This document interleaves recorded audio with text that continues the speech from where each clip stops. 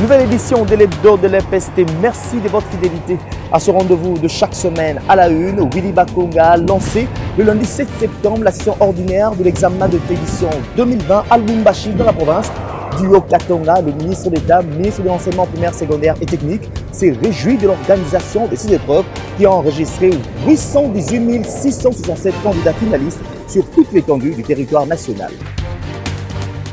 Toujours à la une, le vice-ministre de l'EPST Didier Boudimbo a visité les centres de passation de l'examen d'État à Kinshasa, accompagné du ministre provincial de l'Éducation Charles Mboutamoutou.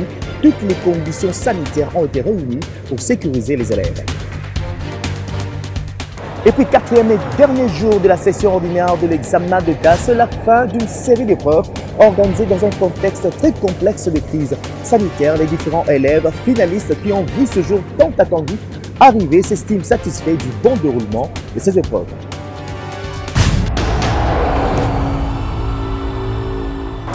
Bienvenue à tous. Willy Bakonga a lancé le lundi 7 septembre la session ordinaire de l'examen de édition 2020 à Lubumbashi, dans la province du Haut-Katanga. Le ministre d'État, ministre de l'enseignement primaire, secondaire et technique, demeure satisfait de l'organisation de ces épreuves sur toute l'étendue du territoire national.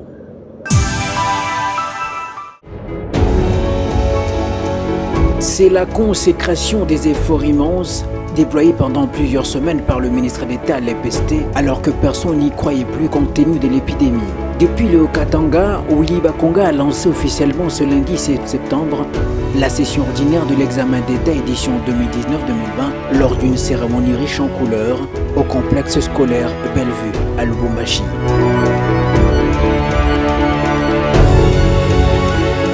En présence du gouverneur de province, le ministre d'État à l'EPST se montre soulagé, car l'homme a travaillé sans répit pour non seulement rendre effective la tenue de ces épreuves, mais aussi disposer des moyens conséquents en vue de protéger les élèves et les enseignants reprenant les cours contre la Covid-19, sans compter l'idée de génie, de dispenser les cours à distance et la distribution des cahiers d'exercice gratuitement à tous les élèves, aidant à poursuivre l'apprentissage des élèves. Willy Bakonga s'en réjouit. Ainsi que nous avons sollicité et obtenu de son Excellence, Monsieur le Président de la République, chef de l'État, et de son Excellence, Monsieur le Premier ministre, chef du gouvernement, la reprise effective des cours les 10 août pour les finalistes du primaire et du secondaire. Chers élèves, vous l'avez bien dit que nous avons frôlé de justesse une année blanche. Beaucoup n'y croyaient pas, mais nous, vous et nous d'ailleurs, nous y avons cru jusqu'au bout. Après les pénafères et les épreuves hors session qui ont été un succès, nous voici aujourd'hui à Lubumbashi pour les coups d'envoi de la grande session ordinaire de l'examen d'État édition 2020. C'est un pari gagné et une fierté pour le gouvernement que je représente ici et pour l'ensemble de la famille éducationnelle, puisque nous avons relevé un grand défi et nous avons mis en déroute tous les prophètes de malheur. Voilà qui va marquer la fin de l'année scolaire 2019-2020 qui semblait utopique. Excellence, Monsieur le ministre d'État, qui l'eût cru, qui l'eût pensé, grâce à votre détermination, vous avez défendu et justifié sur tous les fronts que 150 jours de classe avaient été accomplis et qu'il n'en restait plus que 30 à réaliser. Encouragés par le gouverneur de province à s'appliquer, ils sont 60 000 élèves dans le Haut-Katanga et 818 667 sur l'étendue du territoire national à passer ces épreuves. Ils ont jusqu'à jeudi pour se défendre sur papier et espérer passer aux études supérieures. L'homme de la gratuité, lui, va se rendre ensuite dans le Lualaba, deuxième étape de son périple dans le Grand Katanga. Lors de cette cérémonie, le gouverneur du Haut-Katanga, Jacques Kabula Katua, a remercié le président de la République, Félix Antoine Tshisekedi Tshilombo, pour son choix porté sur sa province pour le lancement de la session ordinaire de l'examen d'État, un choix qui a réjoui la population de cette partie du pays. Écoutez. C'est de vous trouver fiers, rassurés, d'affronter ces épreuves d'examen d'État. Je voudrais saisir de l'occasion pour remercier le chef de l'État, Félix Antoine Tshisekedi, qui a voulu à ce que le ministre d'État en charge de l'enseignement puisse venir lancer les épreuves d'examen d'État ici, chez moi, chez vous, en province du Haut-Katanga.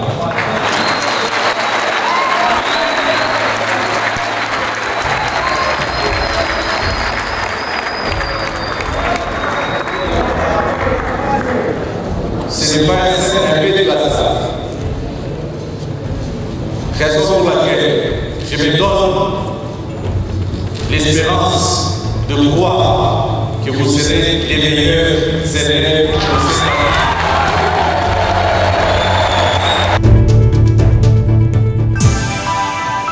À Kinshasa, le vice-ministre de l'EPST Didier Boudimbo a effectué une visite d'inspection dans les centres de passation de l'examen d'État accompagné du ministre provincial de l'Éducation Charles Mbouta Moutou, une mission accomplie pour le gouvernement de la République qui a réussi à sécuriser les élèves contre la Covid-19. Distanciation physique, cache-nez au visage, les mesures barrières ont été strictement respectées dans les centres de passation de l'examen d'État visité à Kinshasa par le vice-ministre de l'EPST Didier Boudimbo et le ministre provincial de l'Éducation Charles Mbouta Moutou. Au lycée Kabambaré, les épreuves se sont déroulées dans le calme. Les items ont été distribués aux élèves depuis 7h30. Du même à l'Athénée de la Victoire, où Didier Boudimbo a aussi échangé avec les élèves, une manière pour lui de les pousser à l'excellence. Ici, nous avons fait une supervision. Nous sommes avec le ministre provincial, parce que c'est lui le chef de l'éducation au niveau de la ville. Nous sommes avec l'inspecteur général, que je tiens énormément à féliciter parce que par rapport au travail qu'il a eu à battre, malgré la pandémie, nous sommes en train de voir des épreuves qui sont très bien organisées.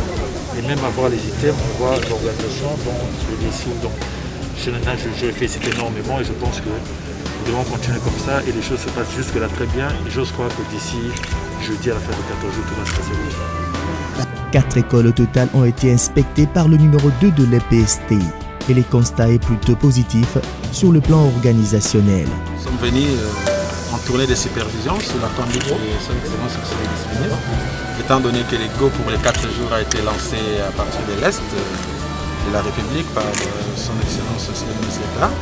Nous ici à Kinshasa, nous avons été visiter les différents centres, rendre compte des conditions dans lesquelles se déroulent les épreuves et dans l'ensemble nous constatons que tout est bien organisé, une fois de plus tout des chapeaux à M. l'inspecteur général ainsi que toute son équipe parce que nous constatons qu'au-delà du délai trop court lui imputé, les enfants travaillent dans de bonnes conditions, les gestes barrières sont respectés et jusque-là on n'a constaté aucun incident et nous sommes convaincus que tout se terminera bien. 54 000 finalistes ont dû passer ces épreuves à travers la ville-province de Kinshasa avec un taux de participation estimé à 51% de filles et 49% du côté de garçons.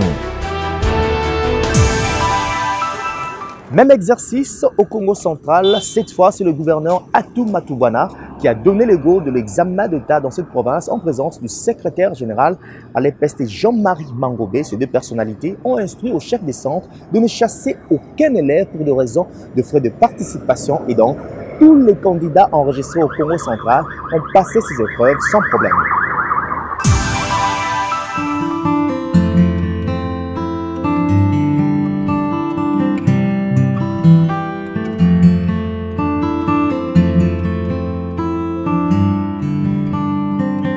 Il y a quelques élèves au centre qui nous ont interceptés parce qu'ils n'avaient pas pris part au premier jour des examens au motif de paiement des frais. le secrétaire général, le PROVED et nous-mêmes, le SOAMI. Nous avons demandé pour qu'on autorise ces enfants à passer même le temps qu'on régularise la situation. Donc, aucun enfant ne peut être mis dehors s'il n'a pas payé les frais scolaires, les frais de participation des habitants. Tous les enfants doivent être acceptés. Question que les rapports soient envoyés aux autorités compétentes.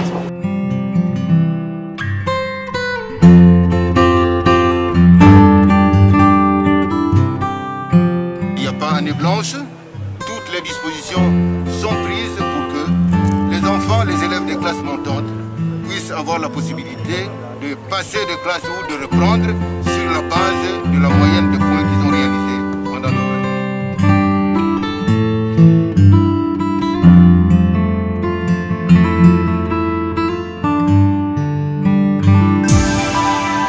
Parlons cette fois du 4e et dernier jour de la session ordinaire de l'examen d'État, édition 2020. C'est la fin d'une série d'épreuves organisées dans un contexte très complexe des crises sanitaires. Les différents élèves finalistes qui ont vu ce jour tant attendu arriver ont manifesté leur joie avant de passer ce dernier examen.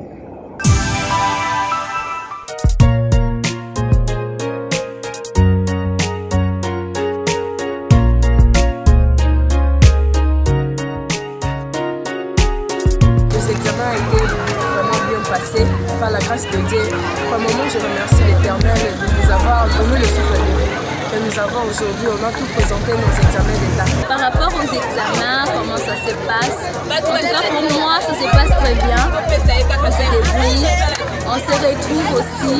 Pour moi, j'attends que juste que je puisse avoir mon diplôme d'État.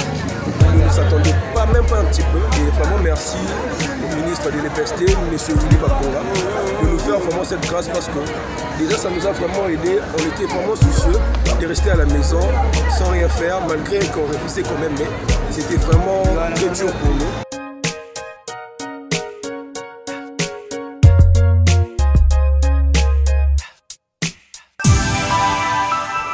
C'est une réunion qui a dessiné le contour du PERS, projet d'urgence d'équité et de renforcement du système éducatif organisé par le SPES. Cette rencontre a permis aux professionnels de médias et la société civile de s'approprier ce grand projet. Ce reportage nous en dit plus.